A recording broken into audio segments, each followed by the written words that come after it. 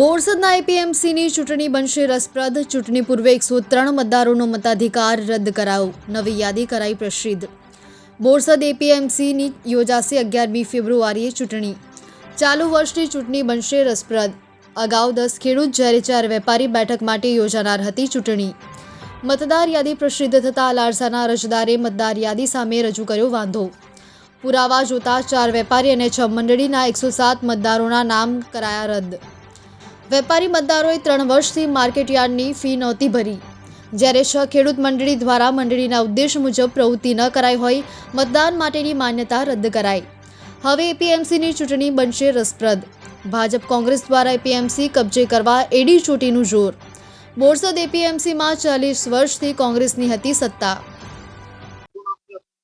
અશોક કુમાર જસવંતસિંહ મેડા.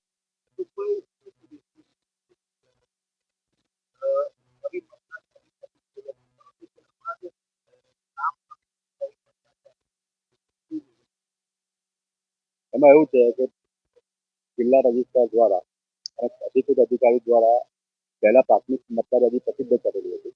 એની અંદર 728 મતદાતા ખેડૂત વિભાગમાંથી હતા અને એની અંદર લગભગ 103 જેટલા જે મતદાતા હતા અને એટલી 6 જેટલી મંડળીઓ હતી. એ મંડળીઓ મુદતથી બાકી રહી. એનું અમારા વકીલની સલાહ લઈ અને બધા જો અમે શોધ્યું તો અંદરથી 103 જેટલા અને 6 મંડળીઓ એ બિલકુલ ગેરકાયદેસર ચૂંટણી પ્રક્રિયાની અંદર આવી શકે તેમ.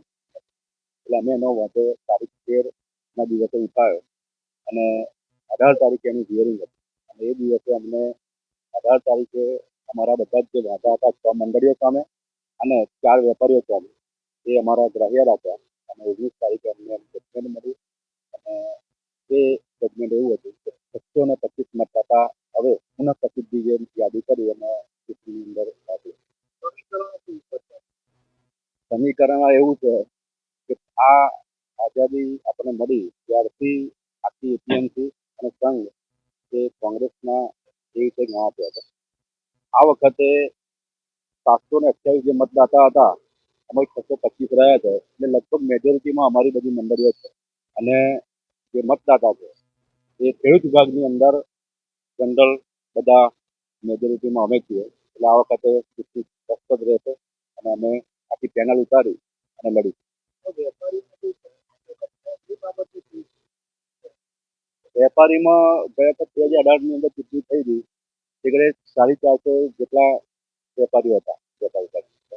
આ વખતે જે લિસ્ટ એપીએમસી બોરસદે આપ્યું ત્યાં એની અંદર ફક્ત 4 વેપારીઓ જ આવ્યા અને એ 4 વેપારીઓ સામે અમે વાંધો ઉઠાવેલો હતો અને એની અંદર ચાલુ વર્ષની જે ફી માર્કેટ ફી ભરવાની હોય એ ભરેલી નથી અને એકાદ જણે 21-22નું કંઈક યુનિફાઈ લાઇસન્સ લીધું.